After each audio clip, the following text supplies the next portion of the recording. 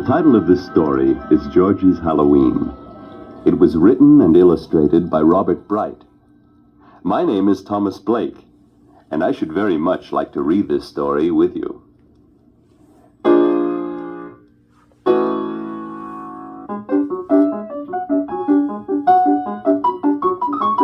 Whenever you hear the piano on the record, that's Georgie.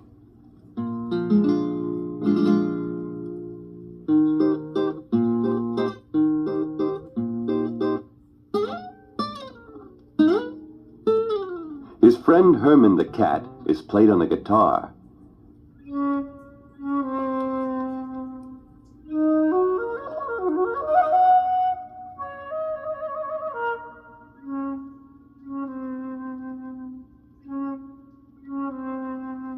Miss Oliver, the owl, is represented by the sound of the flute.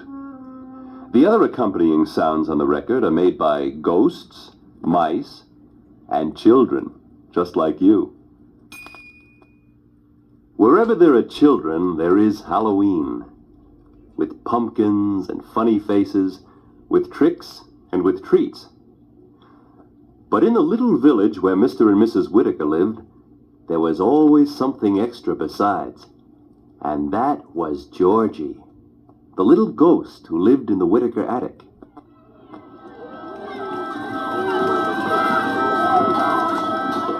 Every Halloween, while the children went trick-or-treating, blowing horns, banging dishpans, making all the loud noises,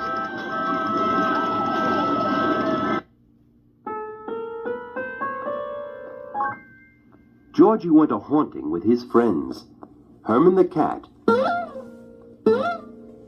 and Miss Oliver, the owl.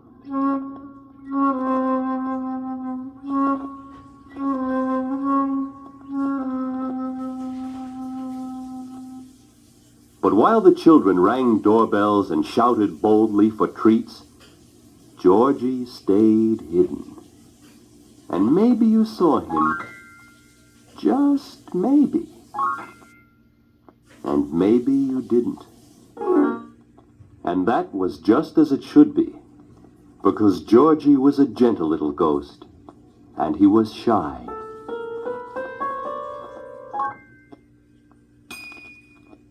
Now, everything would have gone on just as usual year after year, except that one Halloween was different. That was the time they had a notion to give a big party for all the children on the village green, and Mr. Whitaker himself was chosen to present the prize for the best Halloween costume. That Halloween, everybody dressed up special. Herman did. Miss Oliver did.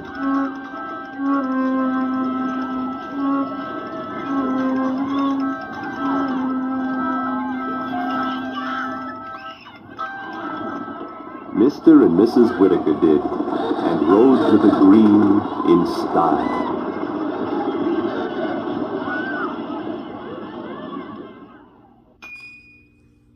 Everybody dressed up special except Georgie, because Georgie didn't have to. He was so especially perfect for Halloween just as he was. It just didn't seem proper that Georgie shouldn't go to the party and win the prize. All the mice in the attic thought he should.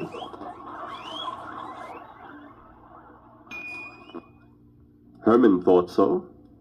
Miss Oliver did, and they called to Georgie.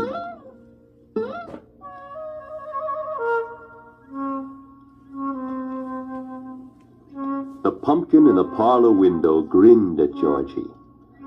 The Halloween moon in the sky smiled at him.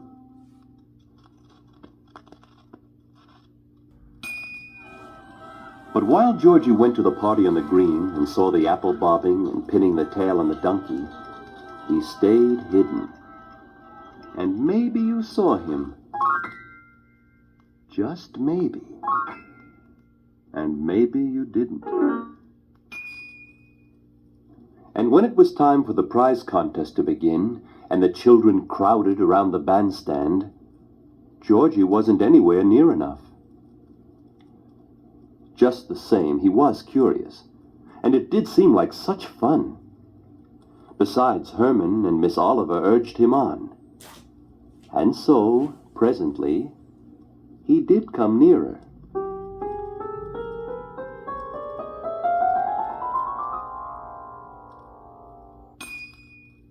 And a little nearer,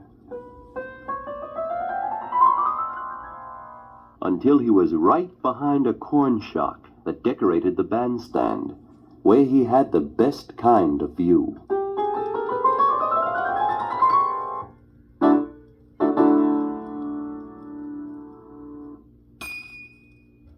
That seemed plenty good enough for Georgie, except that Herman kept meowing at him so, and Miss Oliver kept hoo-hooing at him so, urging him to be brave.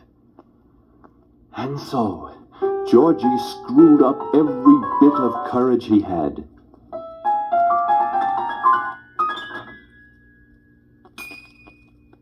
Now, Mr. Whittaker did not see him even then. He was so busy looking the wrong way.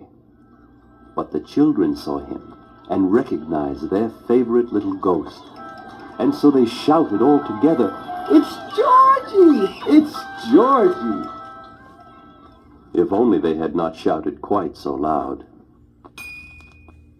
Or if only Mr. Whittaker had looked around a little quicker. Because he could have sworn that somebody had tugged at his coat tail. But Georgie was gone in a second. Georgie was running home lickety-split to tell the mice in the attic about it.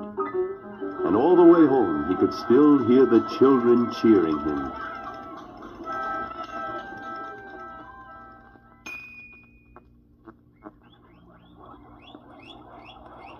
Now the mice understood why Georgie ran lickety-split back to the attic, because they were so shy themselves. They had a special surprise for Georgie. And maybe it was the best kind of prize for Halloween, because it had come right out of a very old, creaky and squeaky bureau drawer. At that, Georgie was so happy and pleased. He might well have forgotten everything else. But even tonight, as soon as Mr. and Mrs. Whittaker were home again,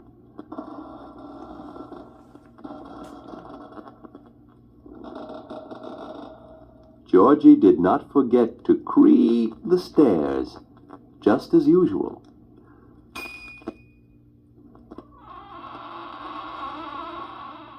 Or to squeak the parlor door, just as usual. And Herman did not forget to prowl after his favorite mouse. And Miss Oliver did not forget to sing her owl song, just as she always did in her favorite tree.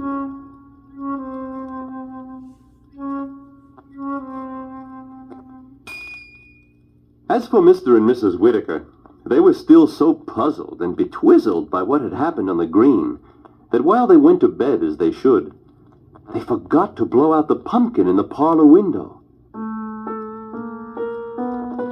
But Georgie took care of that. Thank goodness.